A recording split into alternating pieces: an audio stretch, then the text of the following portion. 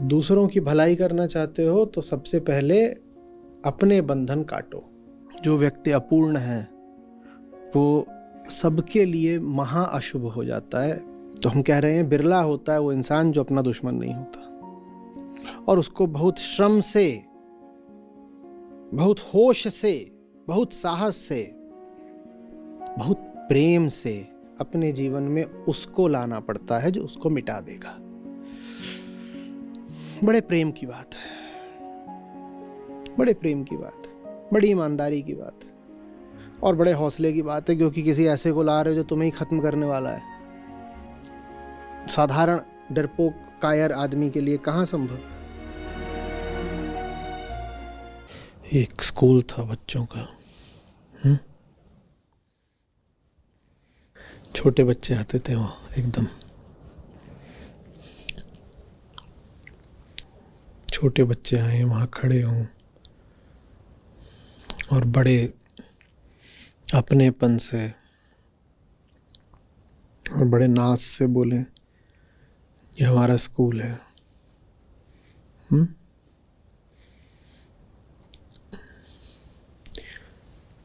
एक दिन वहाँ कुछ जंगली जानवर आ गए। उनको खबर मिल गई थी कि यहाँ छोटे छोटे बच्चे रहते हैं,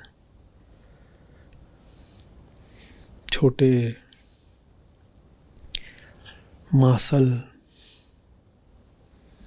और असुरक्षित। तो उन हिंसक जानवरों ने कहा कि ये भोजनालय है,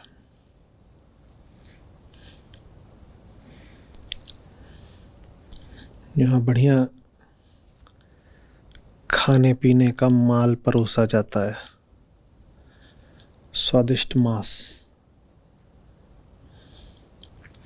नर्म मांस बच्चों का। वो जो स्कूल था उसकी इमारत एक ठेकेदार ने बनवाई थी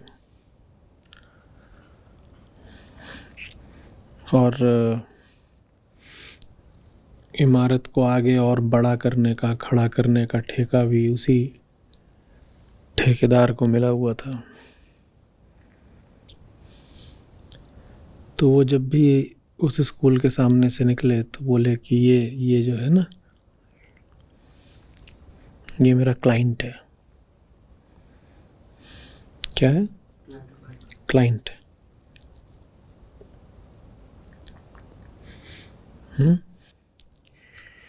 सरकारी आंकड़ों के अनुसार वो उस जिले में छोटे बच्चों के लिए खुलने वाला 42वां स्कूल था। तो शिक्षा विभाग के अधिकारी कर्मचारी उस स्कूल को कहा करें ये नंबर 42 है। नंबर 42 क्या है? नंबर 42 है। वो स्कूल क्या है? क्या वो स्कूल ही है जैसे छोटे बच्चे उसको देख रहे थे?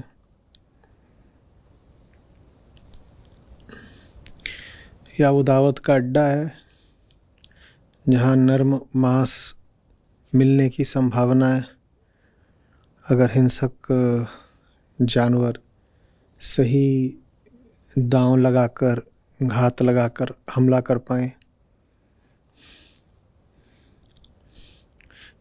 या वो एक इमारत है, या वो एक क्लाइंट है, या वो नंबर 42 है? वो क्या है? आप और भी तरीके से अनुमान लगा सकते हैं कि उस स्कूल को कैसे और लोग अलग अलग तरीकों से देखते होंगे।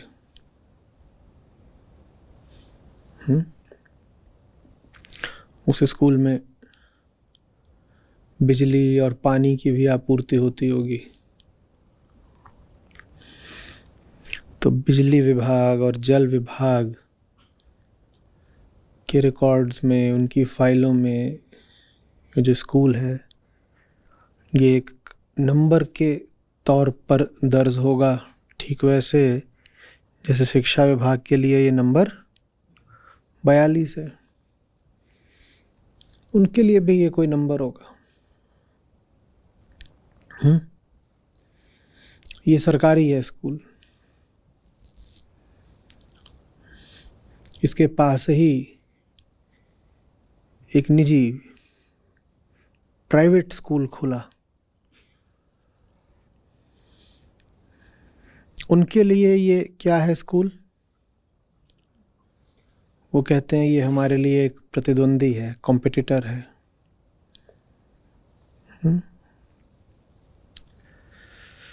और सैकड़ों हजारों लोग थे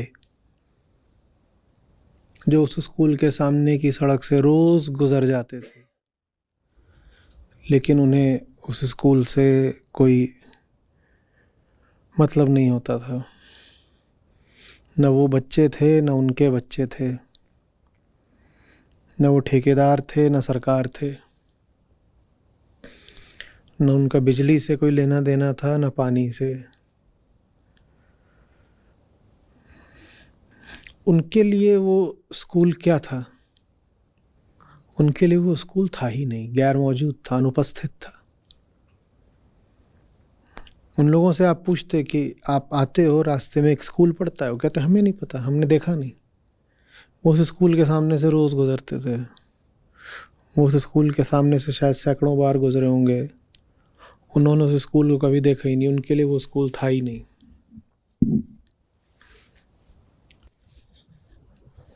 एक जगह जो उन बच्चों के माँ बाप के लिए नन्हे पौधों की क्यारी जैसी है, वो जंगली हिंस्र जानवरों के लिए नर्म मांस का अड्डा है। उन बच्चों के माँ बाप और उन बच्चों के अन्य जो शुभेच्छु लोग हैं, वो देख रहे हैं कि यहाँ बच्चे बड़े होंगे, वो देख रहे हैं कि यहाँ बच्चों को जीवन मिलेगा, और जंगली जानवर के लिए वो जगह है जहाँ बच्चों का जीवन समाप्त होगा।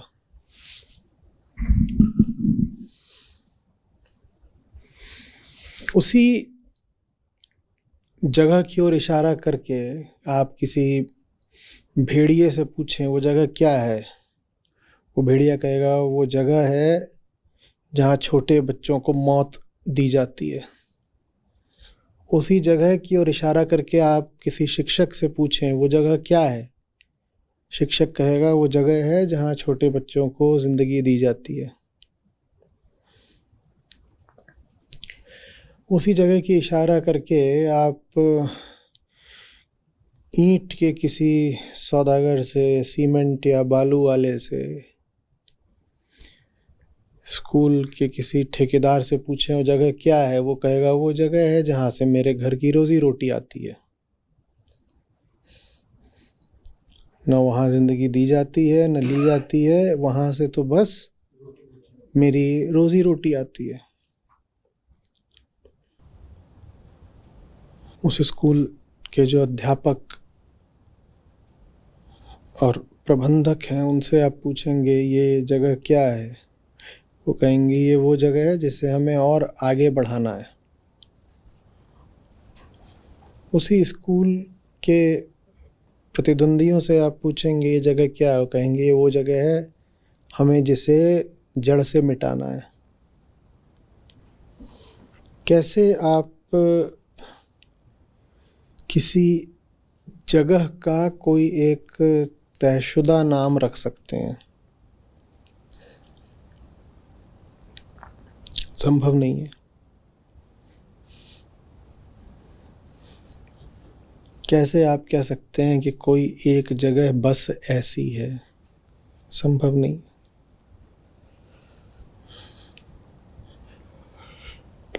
आपकी दृष्टि में जो कामना बसी है, हर जगह, हर वस्तु, हर चीज बस वैसी है।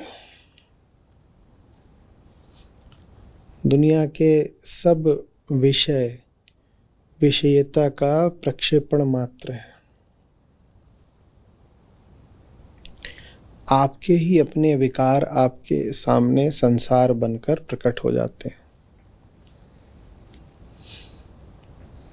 प्रकट लेकिन विकार ही होते हैं। आपके विकार ही संसार को आपके लिए अर्थपूर्ण बनाते हैं। अर्थ अगर ना हो तो जो कुछ आपके सामने है वो होकर भी नहीं रहेगा, आपके लिए नहीं रहेगा। रहेगा तो, पर चूंकि आपके लिए कोई अर्थ नहीं रखेगा, इसीलिए वो आपके मन की सामग्री नहीं बनेगा। आपने आज सुबह से जो कुछ देखा है, क्या वो आपके मन में मौजूद है? आप आज सुबह से अभी तक जो कुछ देखते आए हैं, वो सब क्या आपके मन में प्रविष्ट हो गया, अंकित हो गया? नहीं ना। पर उसका कुछ हिस्सा है जो आपके मन पर छप गया है। ये वो हिस्सा है जिससे आप कोई संबंध रखते हैं, माने अर्थ रखते हैं। अर्थ माने स्वार्थ। आपके मन में वही मौजूद रहता है जिससे अहम कोई रिश्ता बनाता है, और अहम रिश्ता बनाता है सिर्फ एक दृष्टि से, किसी तरीके से मेरी बिगड़ी तबीयत ठीक हो जाए, किसी तरीके से मुझे जो कमी, बेचैनी इत्यादि इत्यादि तकलीफ़ों का भाव है वो भाव मिट जाए। तो वो भाव कैसे मिटेगा, इसके लिए अहम, जो उसके गुलाम हैं, ये बुद्धि, स्मृति आदि, इनका सहारा लेता है। स्मृति से पूछता है, बताना राहत अतीत में कैसे मिली थी? भले तात्कालिक हो, थोड़ी देर को मिली हो, थोड़ी सी मिली हो, पर बताना कैसे मिली थी। तो स्मृति से ये पूछता है, और बुद्धि से कहता है जैसे अतीत में मिली थी, जिस विषय से अतीत में मिली थी राहत, उसी विषय को या उससे मिलते जुलते विषय को बताओ, आज कैसे हासिल करूं। तो जो मस्तिष्क है, पूरा ब्रेन, उसकी जितनी क्षमताएं हैं, तुलना कर पाना, युक्ति निकाल पाना, तर्क कर पाना, इन सब का इस्तेमाल करता है अहम, आज कोई ऐसा विषय ढूंढने के लिए जिससे अर्थ जोड़ा जा सके। अर्थ, और जिसके साथ अर्थ का टाका लग जाता है उसको अहम कहता है, आओ आओ मेरे घर के द्वार तुम्हारे लिए खुले हैं। और अहम के घर का क्या नाम है? मन। तो अहम मन में सब विषयों को जगह नहीं देता। इतना दरिया दिल, इतना उदार मना नहीं है अहम कि जो देखे उसी को बैठा ले। सबको बैठा लिया होता तो आज सुबह से आपने जो कुछ देखा है सब कुछ आपके मन में मौजूद होता। देखा तो सभी कुछ था ना। हजारों विषय आपने देखे होंगे, और देखना माने आँख से ही देखना नहीं होता। जो कान से सुना वो भी दृष्टव्य विषय ही माना जाएगा। तो इतना सुना, देखा, स्पर्श किया, चखा, सब याद है क्या? सब याद नहीं है ना, क्योंकि सारे विषय अहम की दृष्टि में पात्र नहीं बन पाए। अपनी अर्हता स्थापित नहीं कर पाए, क्वालिफाई नहीं कर पाए। क्वालिफिकेशन क्या होती है? पात्रता, कि भाई वही अंदर आएगा जो मेरी तकलीफ, बेचैनी, अपूर्णता, छटपटाहट, रोग, जो बोल लो, उसको दूर करता हो। तो हम हर विषय को जांचता है। जांचता कैसे है? अतीत की कसौटी लगा करके, और उसके पास कोई कसौटी नहीं होती। अतीत, आप कहेंगे अतीत के अलावा वो दूसरों से सुन के भी तो चलता है, कुछ उसके अपने अनुभव होते हैं, कुछ दूसरों के अनुभवों से भी तो सुनता है। दूसरों में भी वो किसकी बात सुनता है? जिनसे अतीत का रिश्ता होता है। अगर आप किसी की बात सुनते हो आमतौर पे, तो किसकी सुनते हो? हाँ, जिससे आपने अतीत के माध्यम से ही भरोसा बैठा रखा होता है कि आदमी ठीक है, तो उसकी बात सुन लेते हो। तो ले दे करके रहता तो अतीत ही है। तो इस तरीके से अहम अपने आसपास ऐसी चीज़ों का एक जमावड़ा इकट्ठा करता जाता है जिनसे उसे अपेक्षा होती है कि कुछ राहत, कुछ सुख मिल जाएगा, कुछ पूर्णता मिल जाएगी। जो गड़बड़ चलती रहती है उसमें वो थोड़ा ठीक हो जाएगी। ऐसी चीज़ों को अपने इर्द गिर्द इकट्ठा कर लेता है। ऐसे अपना, और जो कुछ भी उसने इकट्ठा कर रखा है उससे निश्चित जानिए कि अहम क्या मांग रहा है। हाँ, कि भाई ज़रा कुछ हमें, अब चीज़ भी तो दो, ऐसे थोड़ी तुम्हें घर में बैठा लिया है। कोई प्रेम के नाते तो घर में बैठाया नहीं है। घर में बैठाया है तो कुछ किराया विराया मिलेगा कि नहीं मिलेगा? ऐसे ही तुम घर में आके बैठ गए। तो आपके मन में जो कोई बैठा होता है तो आप उसे किराया वसूलते हो। किराया तरीके से वसूला जाता है। कई बार जो बैठा होता है वो आज नहीं किराया दे सकता, तो उससे उम्मीद होती है कि भविष्य में दे देगा कुछ किराया। कई बार जो बैठा होता है वो खुद नहीं दे सकता किराया, तो उससे उम्मीद होती है कि ये 2-4 दूसरों की बाहें मरोड़ के उनसे निकलवा देगा। ये खुद तो किसी काम का नहीं है, पर ये गुंडागर्दी के काम आएगा, दूसरों से कुछ दिलवा देगा। तो ऐसे करके मन की जितनी सामग्री होती है वो स्वार्थ की सामग्री होती है। ले दे के बात ये है, मन की जितनी सामग्री होती है वो स्वार्थ की सामग्री होती है। जिससे कोई स्वार्थ नहीं निकलता वो मन में घुसता ही नहीं है। तो हमने सैकड़ों कैसे लोगों की बात करी जो उस स्कूल के सामने से निकला करते थे। एक बार सुबह कहीं को जाएं, शाम को कहीं से लौट करके आए, निकलें उसी स्कूल के सामने से, लेकिन उनका चूंकि उस स्कूल से कोई स्वार्थ नहीं था, ना उनके बच्चे थे, ना वो ठेकेदार थे, ना वो जानवर थे, ना वो सरकार थे, तो उन्हें उस स्कूल का पता ही नहीं लगा। वो सालों से उस स्कूल के सामने से आ जा रहे थे, उन्हें पता ही नहीं लगा। क्यों नहीं पता लगा? क्योंकि मन में घुसेगा वही जिससे कुछ मिल रहा हो। जिससे कोई मिल नहीं रहा वो आंखों के सामने भी हो तो दिखाई नहीं देता। याद करिए उन क्षणों को जब आप किसी भीड़ में किसी को तलाश रहे थे। हुआ है कि नहीं हुआ है? आपने और आपके दोस्त ने तय करा है कि आप किसी जगह जाकर के मिलोगे, किसी बाजार में, किसी लॉन में, किसी पार्क में, कहीं जाके आप मिलोगे। कोई पब्लिक पार्क है, कोई शॉपिंग मॉल है, आपने तय करा है कि वहाँ मिलेंगे भाई। और आप वहाँ जाते हो तो वहाँ पार्क में या मॉल में भीड़ काफ़ी है, बहुत भीड़ है। आपको क्या सब लोग दिख रहे होते हैं? आपकी आंखें क्या कर रही होती हैं? जिससे आपको लेना देना नहीं, उसको आप मन में घुसने ही नहीं देते। भले वो आंखों के सामने हो, वो मन में नहीं घुसेगा। तो ये सोचना कि जो कुछ दिख रहा है वही मन में आ जाता है, गलत बात है। ऐसा नहीं होता। याद आ रहा है? आप भीड़ को काटते छांटते आगे बढ़ते जा रहे हो बस अपने उस दोस्त की तलाश में। बाकी सब लोग दिख रहे हैं पर फिर भी दिख नहीं रहे।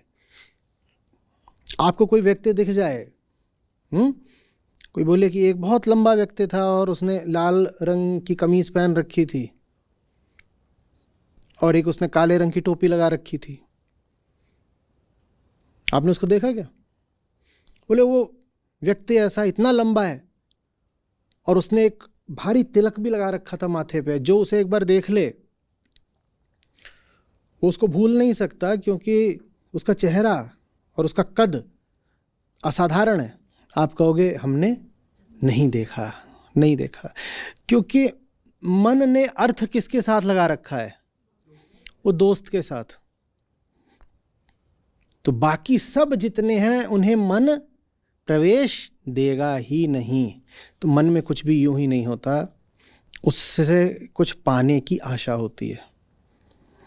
मैं नहीं कह रहा हूं उससे कुछ मिल रहा होता है, उससे कुछ मिलने की उम्मीद होती है। मिलता तो किसी से कुछ नहीं कुछ मिल ही जाए तो मन ही ना मिट जाए।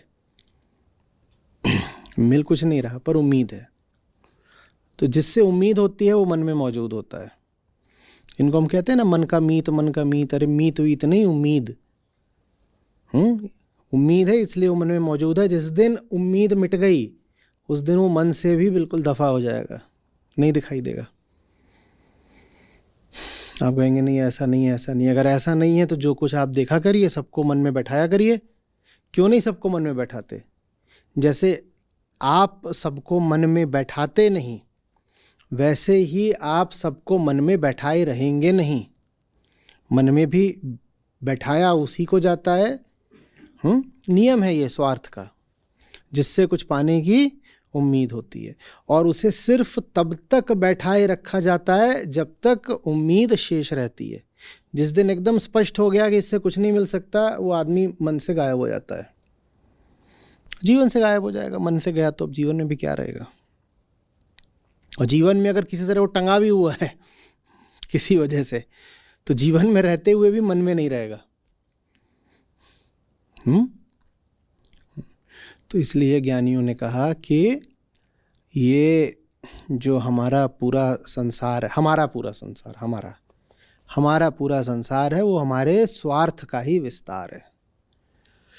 जो आपके स्वार्थ में नहीं है वो आपको न दिखाई देगा न सुनाई देगा। आप उसको देखेंगे और देख के अनदेखा कर देंगे। आप उसको सुनेंगे और सुन के अनसुना कर देंगे।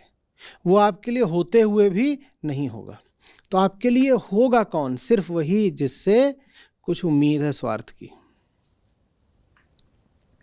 समझ रहे हो? तो आपकी ही जो वासनाएं हैं वो आपका संसार बन जाती हैं। आपकी वासनाएं ही आपका संसार बन जाती हैं।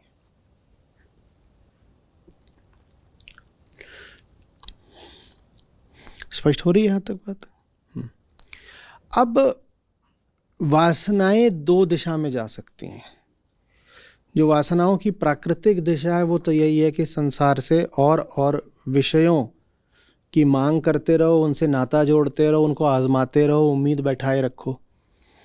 तो जो प्राकृतिक दिशा है वासनाओं की वो तो यही है कि बढ़ते रहो। अनंत ब्रह्मांड है, अनंत विषय हैं, एक के बाद एक प्रयोग करते रहो, आजमाते रहो, कोई तो मिल ही जाएगा जो राहत दे जाएगा। ये प्राकृतिक दिशा है इच्छा की, कामना की, अहम स्वार्थ की।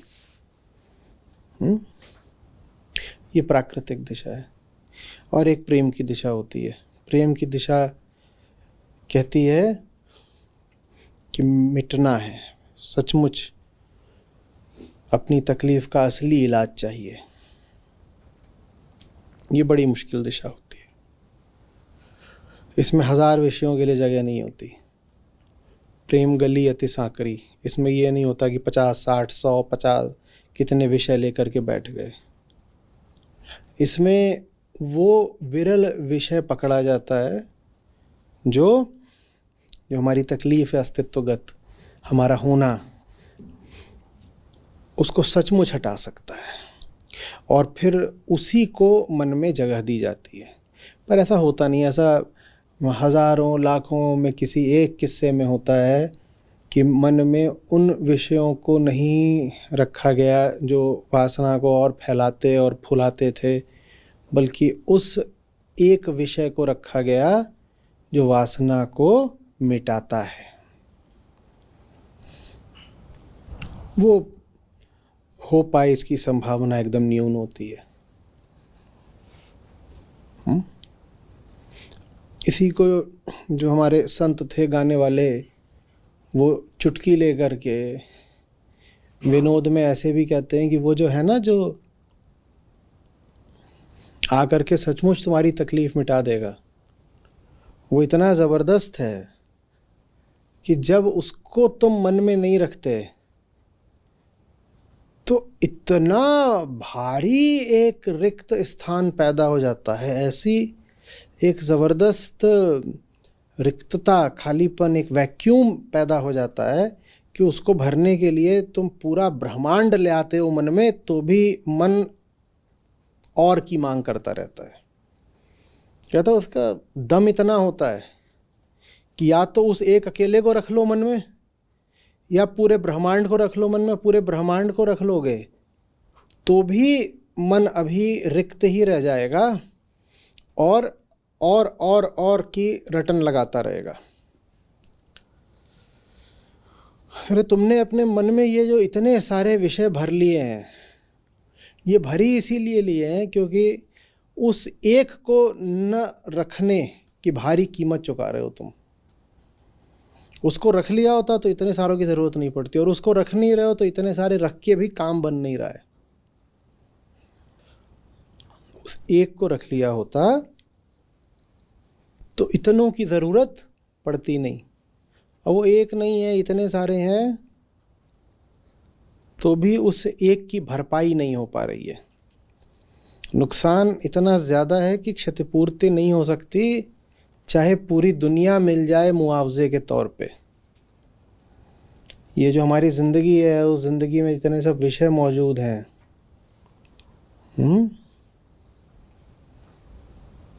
कि मुआवजा है। क्या है? मुआवजा।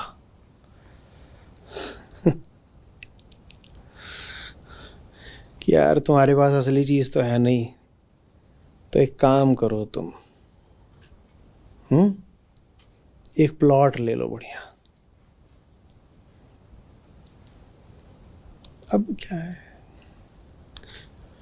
कोई हो अपना बहुत जिगरी, और वो ना रहे, और उसके ना रहने पे आपको सरकार कहे कि ये ले लो, 10 लाख रुपए ले लो और नौकरी ले लो, तो जो चला गया है उसकी कमी पूरी हो जाती है?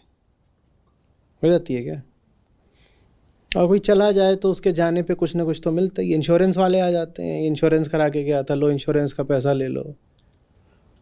कहीं वो नौकरी करता था, वो लोग आ जाते हैं, कहते हैं अरे बड़ा बुरा वो चला गया, लो हमारी ओर से कुछ मदद ले लो। दोस्त यार, गली मोहल्ले वाले भी, सब लोग कुछ ना कुछ आ ही जाते हैं कि वो अब नहीं रहा तो उसके बदले में लो हमसे कुछ ले लो। पर उसके बदले में कोई कितना भी दे दे, वो जो नहीं है उसकी कमी मिट जाती है क्या? तो जो असली चीज़ है वो जब ज़िंदगी में नहीं होती तो बहुत सारी चीज़ें भरनी पड़ती हैं। अब कैसे पता लगाएं कि किसकी ज़िंदगी में कमी कितनी भारी है?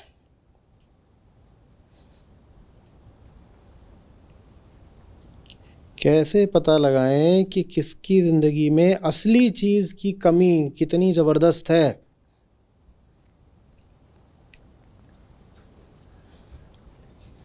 जिसकी ज़िंदगी में दूसरी चीज़ें जितनी ज़्यादा हों, समझ लो उसकी ज़िंदगी में असली चीज़ की कमी उतनी ज़बरदस्त है।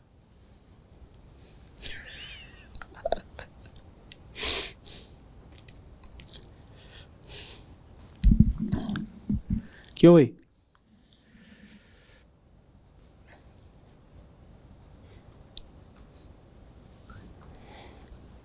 दो तीन उदाहरण समझ लो।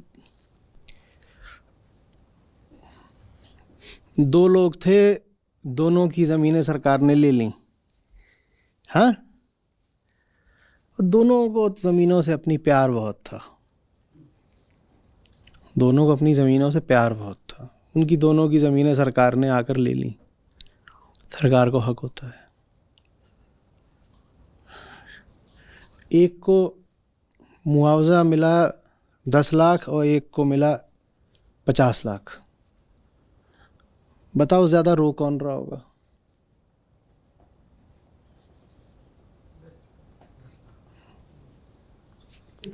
जिंदगी समझ ही नहीं रहे, फिर तुम कह रहे हो 10 लाख वाला ज़्यादा रो रहा होगा।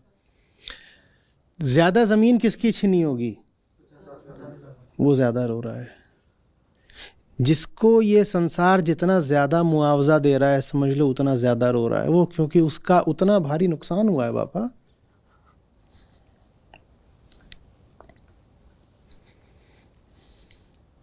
तो इस दुनिया में जिसके पास जितना ज्यादा है, जिसको जितना ज्यादा इकट्ठा करना पड़ रहा है, वो उतना ज्यादा रो रहा है ना, क्योंकि वो उतना भारी नुकसान झेले हुए है, तभी तो उसको मुआवजे के तौर पे उतना ज्यादा मिल रहा है। और मुआवजा जो मिलता है वो जो नुकसान हुआ है उसके अंश बराबर होता है। एक बात बताओ, अगर मैं आपसे कहूं एक साधारण तौर पे कि जो मुआवजा मिलता है वो नुकसान के मात्र 20% बराबर होता है, ठीक है? जितना नुकसान हुआ है उसके 20% का मुआवजा मिल पाता है। 20% भी ज्यादा माने ले रहे हैं, क्योंकि जो असली चीज है उसका मूल्य अनंत कहा गया है। और जो संसार मुआवजा देता है वो कितना भी बड़ा हो, वो अनंत का 20% भी नहीं हो पाएगा, क्योंकि अनंत का 20% भी अनंत हो जाता है। तो लेकिन हम 20% माने ले रहे हैं उदाहरण से समझाने के लिए। हम कह रहे हैं कि जो नुकसान होता है मुआवजे के तौर पे उसका 20% मिलता है। तो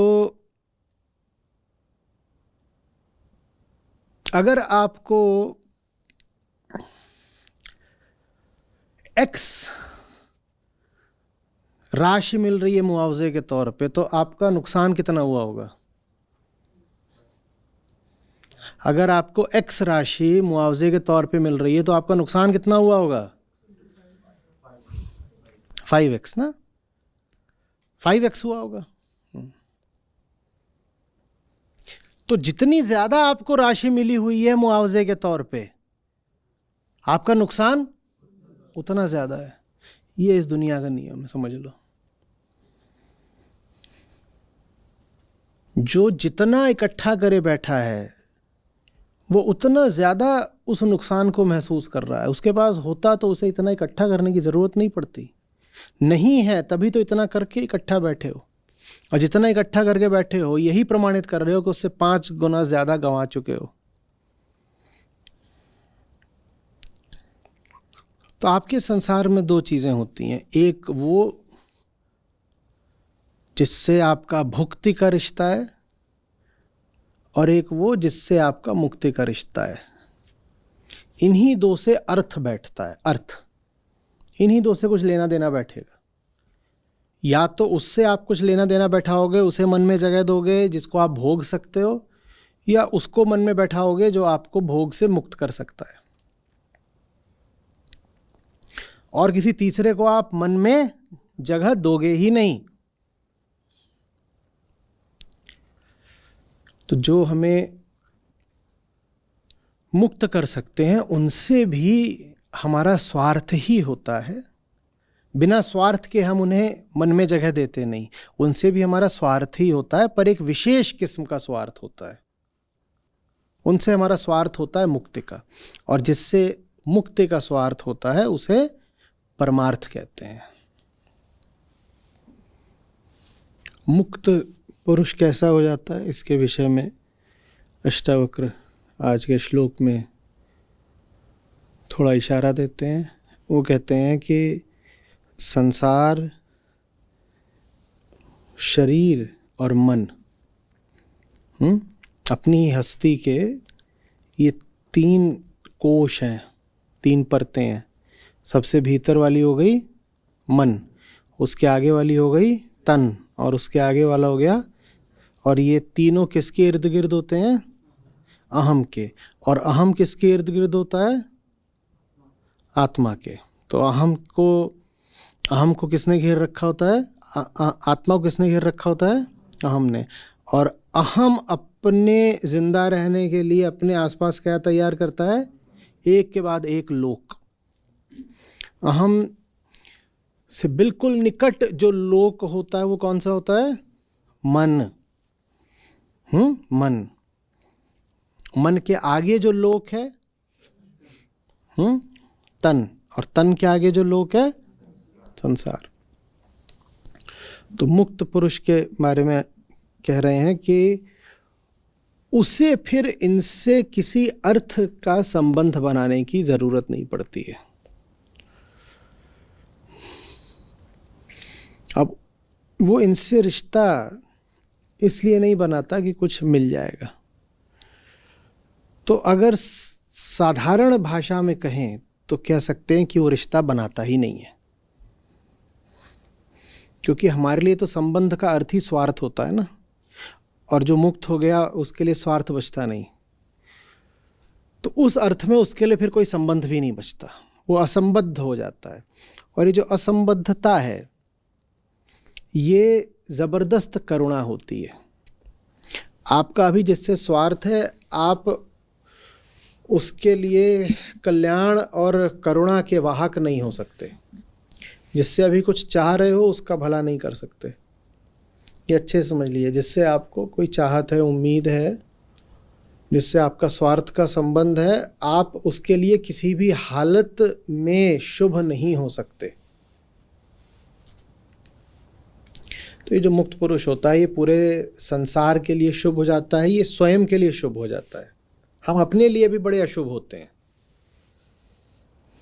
क्योंकि हमारा स्वयं से भी क्या रिश्ता होता है, स्वार्थ का। तो मुक्त पुरुष होता है वो अपने लिए भी कल्याणकारी हो जाता है और संसार के लिए भी मुक्तिप्रद हो जाता है। जो मुक्त हो गया वो सबके लिए भला हो जाता है, और जो बंधन में है वो सबके लिए बुरा है। तो दूसरों की भलाई करना चाहते हो तो सबसे पहले अपने बंधन काटो। वासना एव संसार इति सर्वा विमुंचताः। वासना ही संसार है और सारी वासनाओं को त्यागना ही ठीक है। तत्त्यागो वासना त्यागात स्थितिरद्य यथा तथा। जैसा है वैसा, मुझे उससे कुछ नहीं चाहिए। आपको जिससे कुछ चाहिए होता है ना, आप उसे वैसा नहीं छोड़ सकते जैसा वो है। विचार करिएगा, आपको एक जंगल से कुछ चाहिए, आप उसे वैसा छोड़ सकते हो जैसा वो है? आपको एक मुर्गे से कुछ चाहिए, आप उसे वैसा छोड़ दोगे जैसा वो है? आपको एक साधारण वस्त्र से भी कुछ चाहिए, आप उसे वैसा नहीं छोड़ पाओगे जैसा वो है। इस दुनिया की समस्या है स्वार्थ, जो चीजों को विकृत करता है अपनी विकृति को मिटाने के लिए। इतिहास में ऐसे प्रसंग आते हैं जब राजा हुए थे जिन्हें कोई भाषा नहीं आती थी, कोई विशेष भाषा। तो उन्होंने जितने भी राजकीय दस्तावेज थे पुराने, उन सब के सब को हटवा दिया और कहा कि जो भाषा मुझे आती है उसमें लिखो। ऐसा कोई राजा अगर गाड़ी चलाता हो राइट हैंड ड्राइव वाली और किसी ऐसे देश का राजा बन जाए जहां पूरी व्यवस्था लेफ्ट हैंड ड्राइव की है, तो क्या करेगा? नियम पर बदलने से नहीं होगा ना, उसे सब कुछ बदलना पड़ेगा भाई। सारी गाड़ियां बदलवा देगा वो, नियम से क्या होगा? वो सारी गाड़ियां बदलवाएगा। और जिस तरीके से पूरा यातायात संचालित होता है, कहाँ पे बत्तियां लगी हुई हैं, इस तरफ की उस तरफ, वो सब कुछ बदलवा देगा। अहम चूंकि स्वयं एक विकृति है, ऐसी विकृति जिसे उससे बचा के भी रखना है, तो वो संसार को अपने अनुरूप बनाता है और इस कारण वो संसार में विकार ला देता है। आप में विकृति हो, उसको आपको बचाना है, तो आप संसार के साथ क्या करोगे? आप संसार को ही बदल दोगे, तोड़ मरोड़ दोगे, विकृत कर दोगे। यही मनुष्य संसार के साथ करता रहा है, और यही कारण है कि आज प्रकृति और पर्यावरण की इतनी दयनीय दशा हो गई है।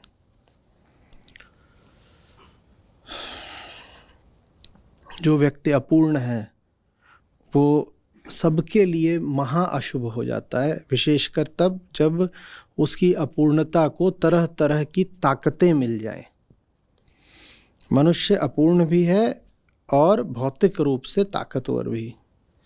तो हमारी अपूर्णता माने हमारी मूर्खता, हमारे अज्ञान को बड़ी ताकत मिल गई है, और इस ताकत ने पूरी दुनिया का नाश कर दिया है। इसलिए बहुत ज़रूरी है कि बल किसी ऐसे के हाथ में न रहे जो बहुत अपूर्ण है, बहुत अज्ञानी है। अपूर्णता की निशानी क्या होती है? कामना। कामना, उसी कामना को आप कह सकते हो महत्वाकांक्षा, एम्बिशन। बहुत ज़रूरी है कि ताकत किसी भी तरह की ऐसे आदमी के हाथ में न पहुँचे जो एम्बिशियस है, महत्वाकांक्षी है। उसको अगर ताकत मिल गई, वो पूरी दुनिया का नाश कर देगा, क्योंकि उसके भीतर एक घोर रिक्तता है। उस रिक्तता में तुम पूरा ब्रह्मांड भी झोंक दोगे तो वो रिक्तता मिटने वाली नहीं है। वो सब कुछ खा जाएगा, वो सब कुछ खा जाएगा, और फिर भी कहेगा भी और चाहिए। ताकत किसको मिलनी चाहिए? उसको जिसको ताकत चाहिए ही नहीं। जिसको ताकत की आकांक्षा है, उसे किसी हालत में ताकत नहीं मिलनी चाहिए। जो डेस्परेट है, जो पागलों की तरह बल और सत्ता तलाश रहा है, और बल और सत्ता मिल जाए तो उसे चिपक के बैठ रहा है, उस व्यक्ति के हाथ में अगर किसी भी तरह की ताकत पहुंच गई तो ये पूरे जगत के लिए बहुत अशुभ है। प्लेटो ने जो फिलॉसफर किंग की अवधारणा रखी थी वो बहुत रोचक है। आप लोग आज उसको पढ़िएगा। वही आज का आपका गृह कार्य है, लिखिए जा कर के अभी कम्युनिटी पर। तो उसमें जो राजा बनेगा उसके चयन की जो पूरी प्रक्रिया है और जो चरण हैं वो क्या हैं, वो आपको पढ़ने हैं और लिखने हैं। वो मुझे ठीक ठीक अभी स्मरण नहीं है, पर जितना स्मृति से आ रहा है बता देता हूँ। वो कुछ ऐसा है कि जो भी बच्चे पैदा होंगे राज्य में, उन सब के लिए अनिवार्य रूप से 20 साल शिक्षण होगा, और शिक्षण कड़ा होगा। शिक्षण कड़ा होगा। और चूंकि शिक्षण कड़ा होगा, इसीलिए 20 साल में बहुत सारे होंगे जो आगे और बढ़ने पढ़ने से इनकार कर देंगे, या फिर वो असफल हो जाएंगे।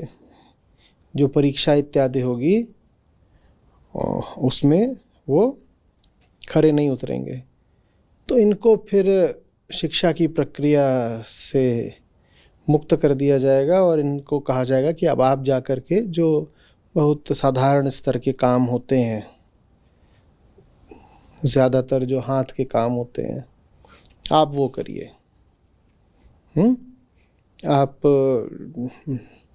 दर्जी बने, आप बढ़ई बने, ये सब आपके लिए काम होंगे। आप सेना में जा कर के जो बिल्कुल पैदल सैनिक होते हैं, आप वो बने, आप लोहार बने, उनको ये सब काम दे दिया जाएगा। अब जो उसमें बच्चे जो अब जवान हो चुके हैं वो बचे रहेंगे, उनको और आगे पढ़ाया जाएगा। और ये मैं जो बोल रहा हूँ अनुमान से बोल रहा हूँ, ये चीज़ ऐसे नहीं है कि मैंने रट रखा हो, तो आप लोग जाके देखिएगा, मैं आपको एक इशारा सा दे रहा हूँ। तो ये आगे बढ़ेंगे और लगभग 10 साल की और प्रक्रिया रहेगी,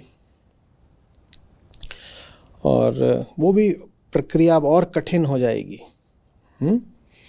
और उससे फिर जो निकलेंगे उनको कहा जाएगा कि अब आप जा कर के जो थोड़े पढ़े लिखे लोगों के काम इत्यादि हैं वो करिए, तो उनको राज्य में अधिकारी इत्यादि के पद दे दिए जाएंगे।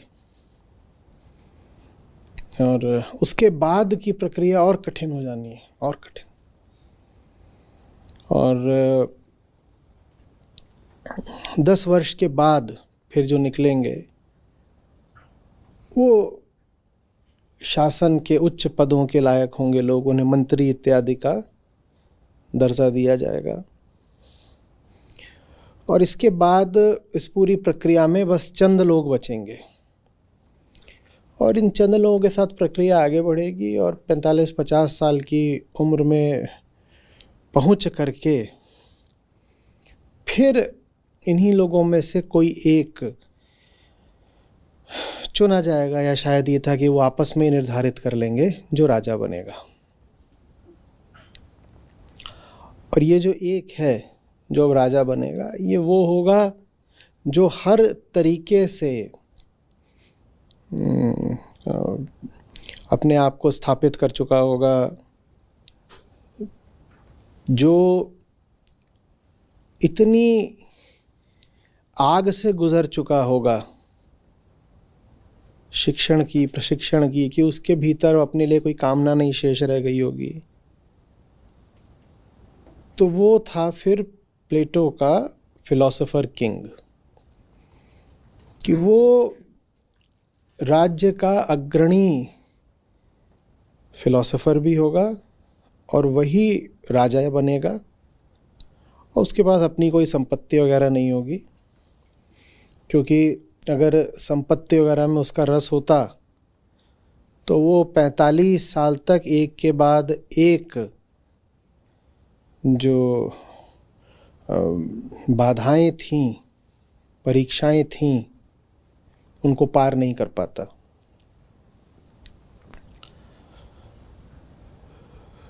तो क्यों कहा था प्लेटो ने ऐसा? इसीलिए कहा था क्योंकि जिसके पास सत्ता जा रही हो उसके पास किसी तरह का स्वार्थ नहीं होना चाहिए। अगर वो ऐसा है जिसके भीतर अभी अपने आप को लेकर के कुछ कामनाएं हैं, तो पूरा जगत बर्बाद करके छोड़ेगा।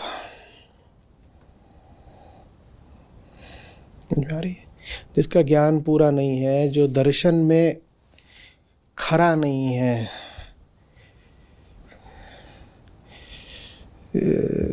जिसकी आध्यात्मिक दार्शनिक शिक्षा पूरी नहीं हुई है, जिसके अहम का समूल नाश नहीं हुआ है, ऐसे व्यक्ति को अगर बल मिल गया तो वही होगा जो आज आप पृथ्वी पर चारों ओर होता देख रहे हैं। हमें भ्रम हो जाता है कि हम चिकित्सक हैं। जब इस संसार की बात आती है ना, हमें भ्रम हो जाता है कि हम चिकित्सक हैं। अहम अपने आप को छोटा थोड़ी मानता है, वो तो बड़ा भारी मानता है। अगर वो मरीज भी होता है तो वो मान अपने आप को डॉक्टर रहा होता है। अब दुनिया की हालत हमने कर दी है खराब, नदियाँ गंदी हो गई हैं, जंगल काट दिए हैं, सब कर दिया है। उसके बाद हम बैठ के बड़ी बड़ी गोष्ठियाँ करते हैं, ये सब ठीक कैसे किया जाए। ठीक कैसे किया जाए तो बाद में आता है। पहले बताओ, खराब करने एलियंस आए थे क्या? खराब किसने किया? तो तुम्हें ठीक नहीं करना है, तुम्हें हटना है। तुम हट जाओ, सब ठीक है ही।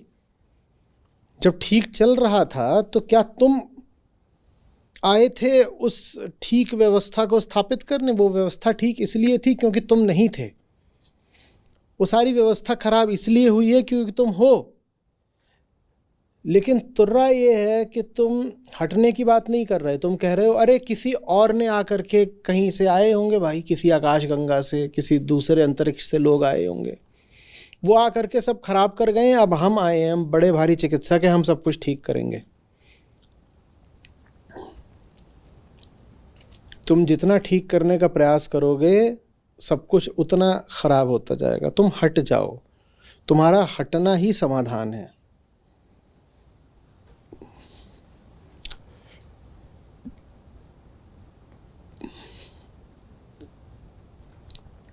हमारा ठीक करने का प्रयास ऐसा ही होगा कि आप नशे में थे और आप गाड़ी चला रहे थे, आपने सड़क पर ठोक दिया किसी को।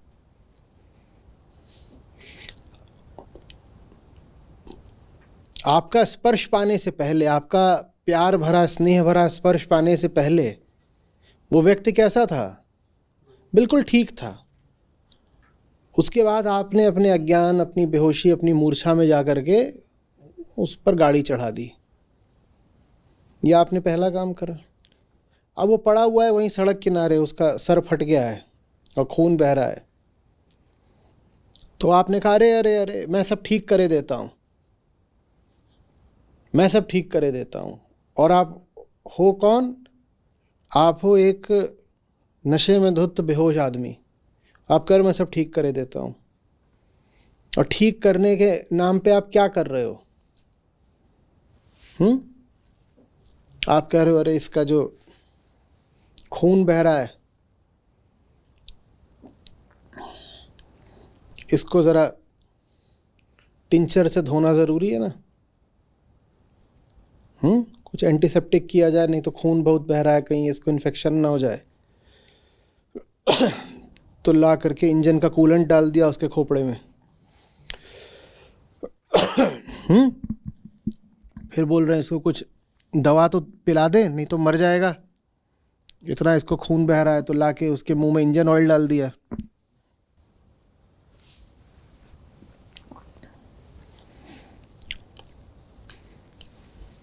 और अपने आप को खूब शाबाशी दे रहे हैं कि हमने कुछ तो किया, देखो मैं ठीक कर रहा हूं, देखो मैं ठीक कर रहा हूं। बात यह नहीं है कि आपकी मंशा क्या है, बात यह है कि आप कौन हो। आप मूर्छित हो। आप तब भी मूर्छित थे जब आपने उस व्यक्ति को गाड़ी से मारा था। आप तब भी मूर्छित हो जब आप उस व्यक्ति की सहायता करना चाह रहे हो। और जो मूर्छित होगा वो दूसरे का नाश ही करेगा। वो सहायता भी करना चाहेगा तो नाश ही करेगा। इसी तरीके से हम अब जब प्रकृति, पर्यावरण या समाज या राष्ट्र या विश्व का भला भी करना चाहते हैं, अपने परिवार का या अपने प्रियजनों का भला भी करना चाहते हैं, तो हम उनका नाश ही करते हैं। आपका भाव क्या है इससे थोड़ी कोई फर्क पड़ता है। विशेषकर भारत में हम भावना को बहुत महत्व देते हैं। हम कहते हैं मेरा भाव तो अच्छा है ना, मेरा भाव तो अच्छा है ना। भाव से क्या होता है? होश से होता है ना। आपका भाव है कि वो पड़ा हुआ है और उसका सर फट गया, मैं उसकी मदद कर दूं, पर आपको होश ही नहीं है, तो आपका भाव किस काम आएगा? भाव के नाम पर आप उसकी हत्या और कर दोगे। और हमने यही करा है। हमने भाव और भावना के नाम पे बड़ा खून बहाया है, सबको बड़ा कष्ट दिया है, खुद को भी बहुत सताया है। सोच में आ रही बात? बात यह नहीं कि आपका भाव क्या है, बात यह है कि आप क्या हो। बात यह नहीं कि आपका इरादा क्या है, बात यह है कि आप क्या हो।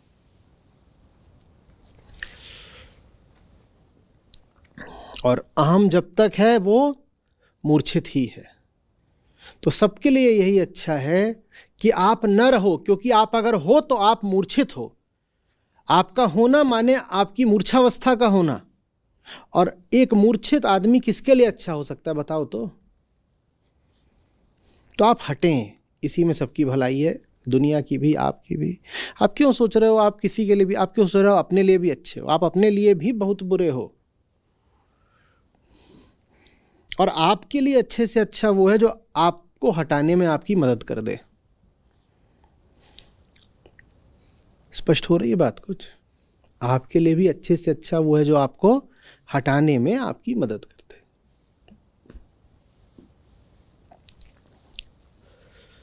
जो आपको हटाने में आपकी मदद करेगा वो आमतौर पर आपके संसार का हिस्सा नहीं होगा, क्योंकि आपका संसार कौन निर्धारित करता है? स्वार्थ। और आपके स्वार्थ में ये नहीं सम्मिलित होता कि आप हटें कि मिटें। वो परमार्थ है, स्वार्थ नहीं है। और हम अपना परमार्थ नहीं चाहते, हम तो अपना स्वार्थ ही ढूंढते हैं।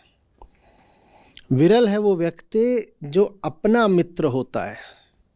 समस्या ये है कि हम सब अपने ही शत्रु होते हैं, और इसीलिए हमारा पूरा मन, हमारा पूरा संसार हमारी स्वयं के प्रति शत्रुता का बड़ा भारी एक प्रमाण भर होता है। आपके मन में और आपके संसार में जो कुछ है, उस एक एक विषय पर उंगली रख करके ये साबित किया जा सकता है कि आप अपने कितने भारी दुश्मन हो। आप अपने दुश्मन नहीं होते तो वो विषय आपके कमरे में नहीं मौजूद होता, आपकी अलमारी में नहीं मौजूद होता, आपके दिल में नहीं मौजूद होता, आपकी दुनिया में नहीं मौजूद होता। आपकी ज़िंदगी में जो कुछ भी है वो इसी बात का प्रमाण है कि आप अपने कितने बड़े दुश्मन हो।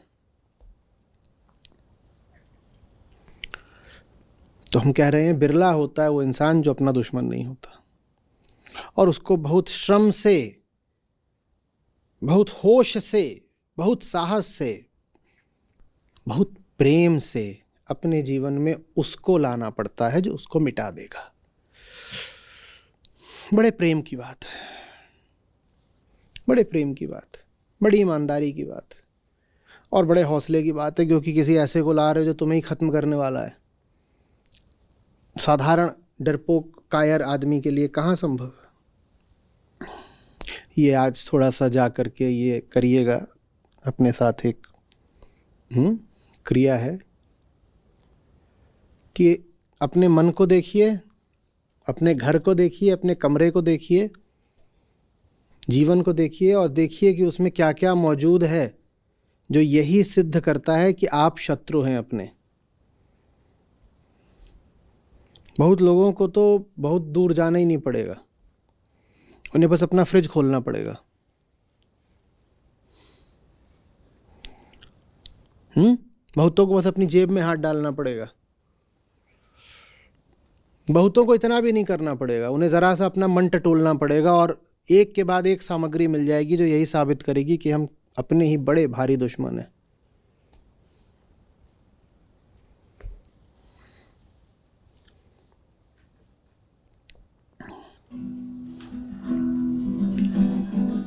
साधो बेड़ा जर जरा, कूड़ा खेवन हार। साधो बेड़ा जर जरा, कूड़ा खेवन हार। हरुए हरुए तर गए, बूढ़े जिन सर भार रे साधो, बूढ़े जिन सिर भार। प्रीति बहुत संसार में, नाना विधि की सोय। प्रीति बहुत संसार में, नाना विधि की सोय। उत्तम प्रीति सो जानिए, सतगुरु से जो होए रे साधो, सतगुरु से जो हो।